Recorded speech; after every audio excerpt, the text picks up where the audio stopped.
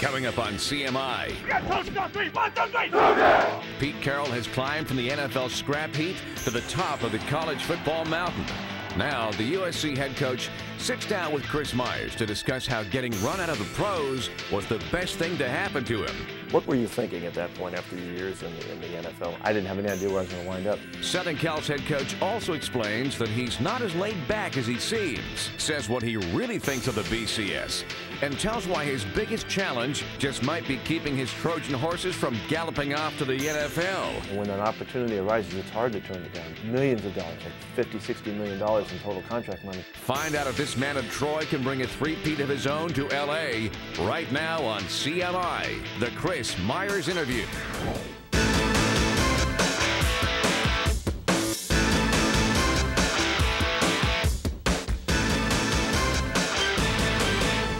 Hi, and welcome to the show. It's a pleasure to have Pete Carroll, head coach of the Trojans, going for what would be an unprecedented third straight college football championship, #1 3 straight years. It's never really happened in the game at this level.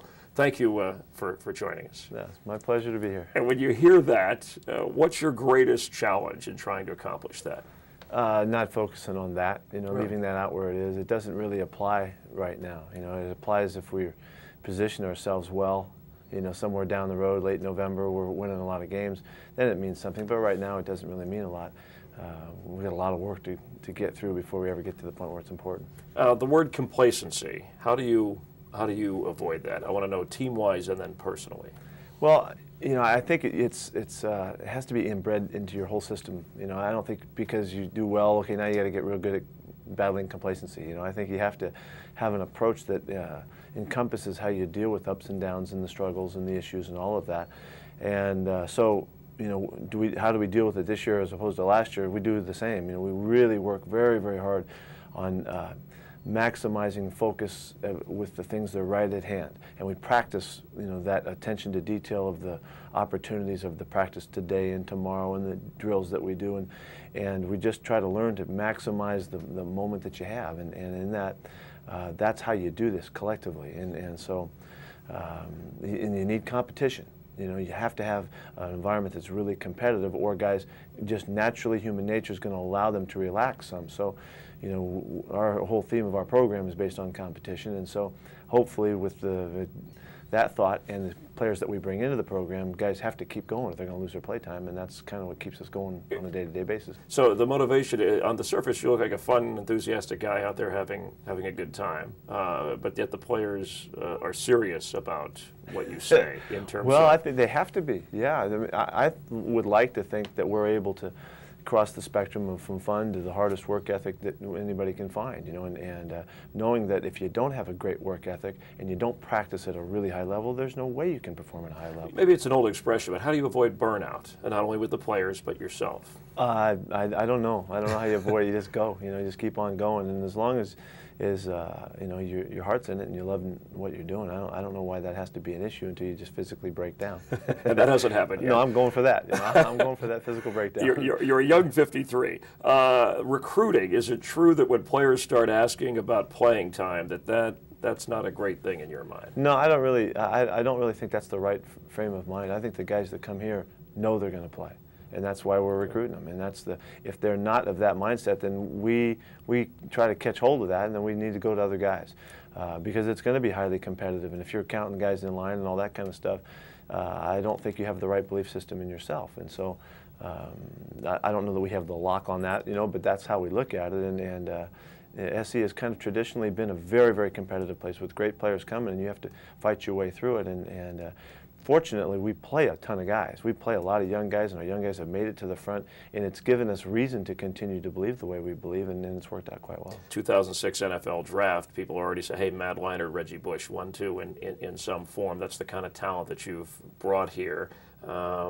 Just talk about those two players, and obviously Leinart staying when he could have moved on, and Reggie Bush, that'll be another discussion you'll have to have. Yeah, well, these are two terrific kids, man. They're just beautiful kids in the program, and they do the whole thing. They're great kids on the campus. They're great kids in the locker room. They do a great job in the classroom. They're terrific competitors. They do all of the stuff that you want your guys to do. They complement one another because they know that they need to, and it's the right thing to do. They both have their own style and their own contribution that they make to this, this effort here. And you know, to see those guys sitting at the Heisman last year, what a tremendous statement, only to be, you know, equaled by Oklahoma's guys as well. But as they come back around this year, there's no way of knowing what's going to happen with that. We do know this, that if somebody's going to win the Heisman, you better win a bunch of games. Okay. You know, you better be a great football team. And as soon as you talk to them, that's the way they talk. And Reggie's phenomenal. You know, he's everybody's MVP around here because he just does things that shock you every day at practice and every game we play. And Matt just keeps on grinding away, just a great career and one of the all-timers. You know? Tough for you to be, I don't know, honest to the player about what's good for him versus what's good for the program when it comes to that choice. I try to really work hard at that, you know, and I'm trying to be so clear in the message that I send. I've given these guys tremendous examples of why they should go, why they shouldn't go, and there's a lot of reasons that support always staying. The money is always supports staying, but that's not what they hear from the other side of things. So, I mean, it's a tremendous, it's millions of dollars. Our players gave up in them going out early. Millions of dollars, like $50, $60 million in total contract money just in the last couple of years. So it's really obvious. But the dream of the kids, and myself included, everybody wanted to play in the league, you know, when you got your chance. And when that opportunity arises, it's hard to turn it down. But we'll just go right to the facts. We have great resources. The NFL has been tremendous in giving us the information that we need to protect these guys, and so they know. But it still hasn't really been clear, you know, to the guys. It's still hard. That dream is hard to fight, and I understand it, you know. And we haven't been always right, too. You know, I think right. Lofa really did a great job in him coming out this year. Different circumstances supported his deal, and I wasn't. Talking about Lofa Tatupu. Yeah, I totally wasn't right on that one, but some unusual circumstances surrounded his deal. So we just try to give him as much as we can. We want our guys to enjoy this experience. This is over when they leave, you know, and Matt has really championed the cause of, I'm a college kid, I want to do everything I can while I'm there and enjoy it as much as possible. All right, we'll talk to Pete Carroll when CMI continues about that challenge of the NFL game versus the college game. He's been on both sides of it. Will he consider going back to the NFL at some point? We'll be back in a moment. Also coming up. It wasn't real heralded appointment. Right, I was going to ask you because it seemed like you didn't come in as a savior. You came in as a guy. It was everything but that. Plus, because you start out 1-4, right? I mean, yeah. and then what are you thinking? Then are you thinking? We were lousy. You know, we sucked.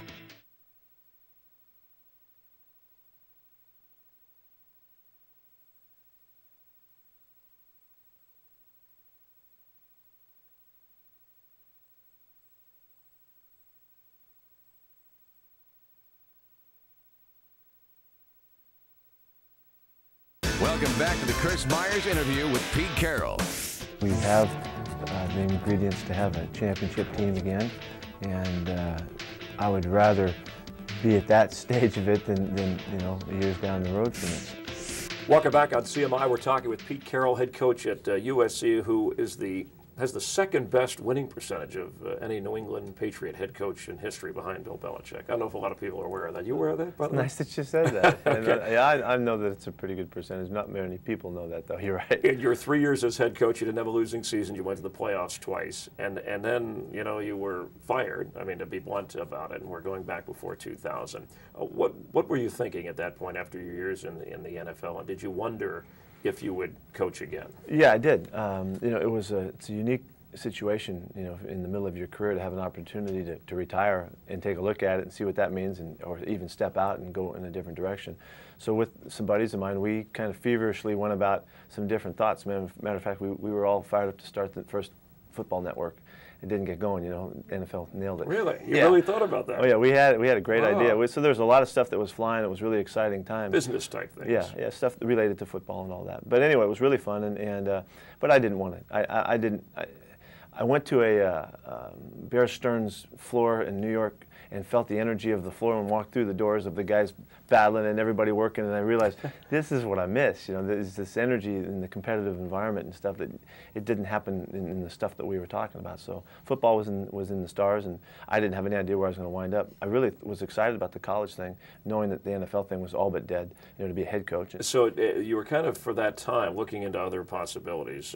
When the USC thing came up first, do you think because I remember the criticism in the NFL, having covered you, they said you were too enthusiastic, too rah-rah for the pro game. What did you heard that? Sure, I'm sure. Okay. sure. So did you think, well, then maybe this works for the college game? Because I'm just well, being I had been myself. told by some guys that really were close to me through the years that they thought I should, why don't you go to college, be a college head coach? For years, guys were telling me that, and I never. Once you get in the system, it's hard to get out because the timing doesn't work, and I would never leave a team to go to another team and that.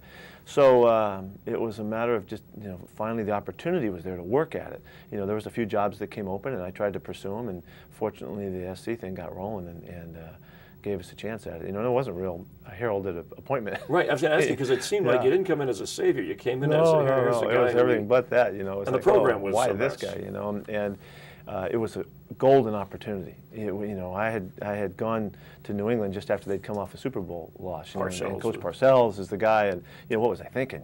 But this was a different deal. The program had been down a little bit, and they'd had some problems, and they were looking for a change, and the attitude of the players needed to shift, and all of those things were ripe for the fixing, and so I just kind of lucked out. That this was the timing, and I got here when I did. Obviously, you changed that perception, but did it feel like a step down because you have the pro game and the NFL up here and the college? It just game? felt different. It felt different, and I didn't know it's much more different than I thought it would be, all to the good side.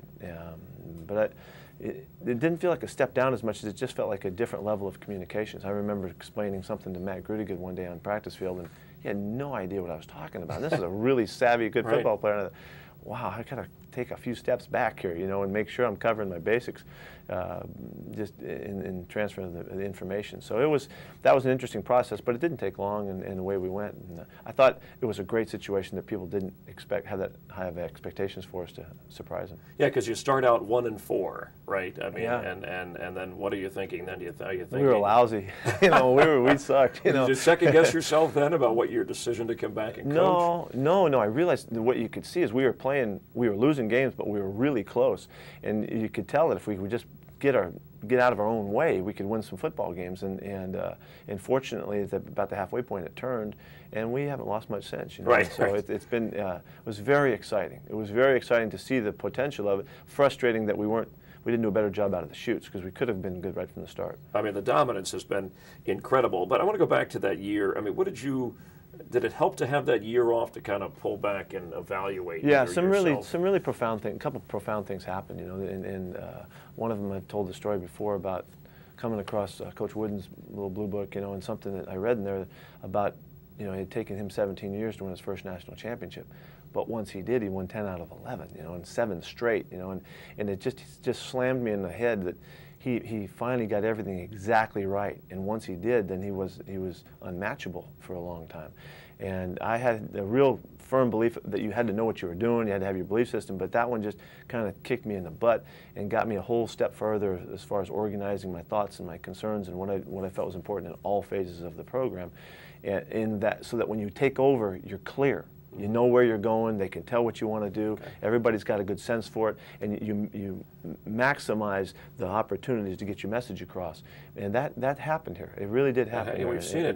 But what do you do, Pete, when you have those goals and you run into roadblocks and stone walls and things like that? Because you have to stay with what you believe. Now, you always have to adjust and tweak some, but you have to. If your beliefs are messed up, then you've got to fix them.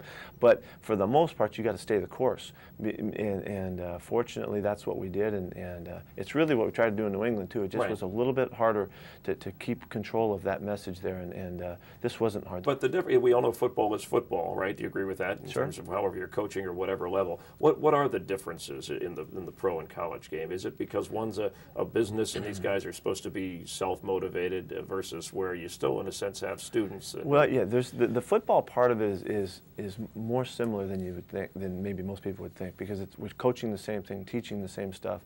The learners, the listeners are a little more hungry. They're like the new guys coming into the league. They're not like the seasoned veterans who have already developed their own opinions of where they fit in, who they are, what they're all about, and you have to try and tailor them into your systems. That's more of a challenge to you. And if you don't have control of personnel, it's even more difficult. If you have to coach guys that don't fit what you're looking for, then it's more difficult. And so that whole connection in the NFL makes the process maybe more taxing on the coach than people realize. You've got to get the guys that will do what you want them to do as you want them to do it, fit them in. And if you're fitting the wrong peg in the wrong hole, it doesn't always work as smoothly, and you have no time. you know, and it's so dead serious. And you know, I was never, the thing that I always fall back on, I was never tormented by the games or tormented by the potential, you know, lack of maybe ability to push the program over the top. I loved the challenge of it and enjoyed the heck out of it, and it showed. And I don't think it was understood that I was okay about how hard it was, you know. And a lot of our guys in the NFL, I mean, it just drives them. They're just so tormented. You can see it in the way that they operate and act and all, you know. And I just have never seen it that way. And fortunately, we've arrived here, and it's working out just fine again, you know. We'll continue with Pete Carroll initially signing a 5-year deal at USC. That's since been redone. He's happy here, he says, but would he want to go back to the NFL? We'll address that when we come back. Also coming up. I need to be in control, and I need to call the shots, and I need to be able to direct how the thing works from A to Z. Plus, is a true playoff-type championship. That's something you think we'll see at some point. There has to be some kind of a system. I don't know how it works, but I don't need to. You know, I just need to keep playing.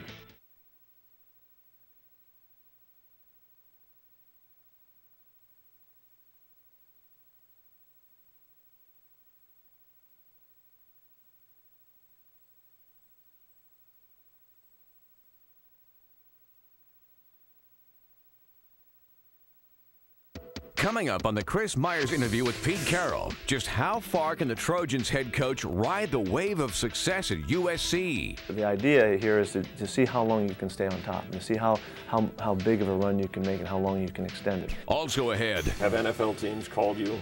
I've heard some stuff. Okay. I have heard some stuff and been flattered by it, you know. And what do you tell them?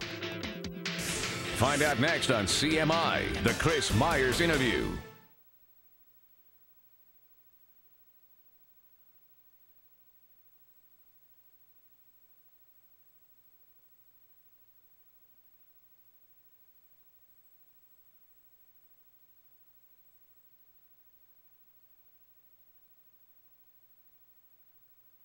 You're watching CMI, the Chris Myers interview. Welcome back on CMI. We're talking with Pete Carroll at USC. You're a Bay Area guy, yeah. right? Went to Pacific when they had football. Yes, right. And what, you were a defensive back. Right. Okay. And did you ever have dreams of playing in the NFL like every other? Oh, sure. I grew up thinking that was, you know, the only way to live and the only thing that could ever happen. Who was your idol? Did you have a favorite player? Or? Well, I was a big Niners fan growing up, you know, and yeah, I did have a favorite player. Gale Sayers was the guy I loved. You know, I wore his number when I could and stuff like that. Yeah. And later got to coach, you know, with the Niners as an assistant. Who were your coaching influences in your? I was real early. My high school coach Bob Trotman got me started. I was coaching in his camps from the time I was 13. You know, so that's where it began. When I got through my years in my college coaching. I was really influenced a lot when I got in the NFL by Bud Grant, you know, as a head coach. Monty Kiffin has always been my best guy forever, you know. And whose son is on your staff? Yeah, we've been great friends and worked at our football forever and continue to on an almost day-to-day basis, you know. When I went to the San Francisco system, I really knew that I was going there to learn what it was like to be involved in the championship system, so George Seifert was there, and he was wonderful in giving me that opportunity. And Coach Walsh came back after the first year I was there, so we had the chance to kind of pick his brain about the whole system and the heritage of it and the history and all of that. So all those guys had marvelous influences, you know, and it made it really special for me. Well, when the 49ers hired Mike Nolan recently, your name came up when they had an opening as head coach. Did they approach you? No, I was never approached by them, but it was an opportunity that would have maybe been available had I pursued it. Have NFL teams called you? I've heard some stuff. Okay. I have heard some stuff, and been flattered by it, you know. And what do you tell them?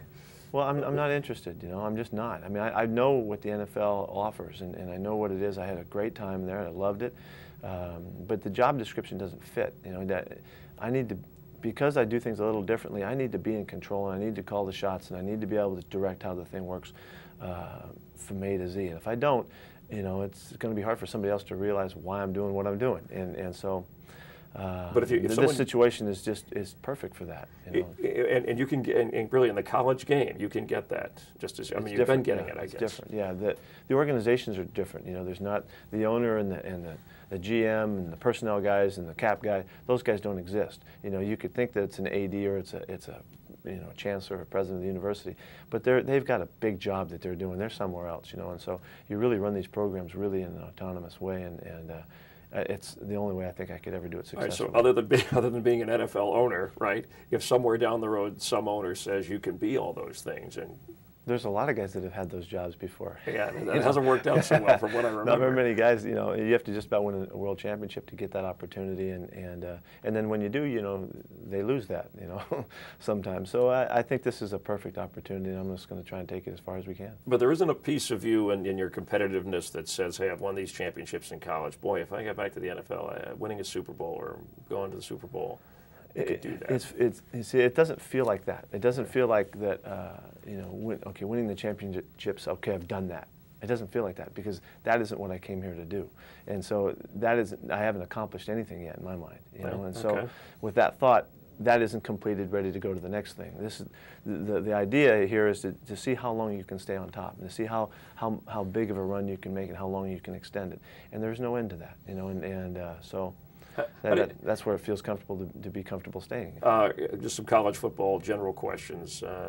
We have a system in place. Is a true playoff type championship like they have in other sports in college football, is that something you think we'll see at some point?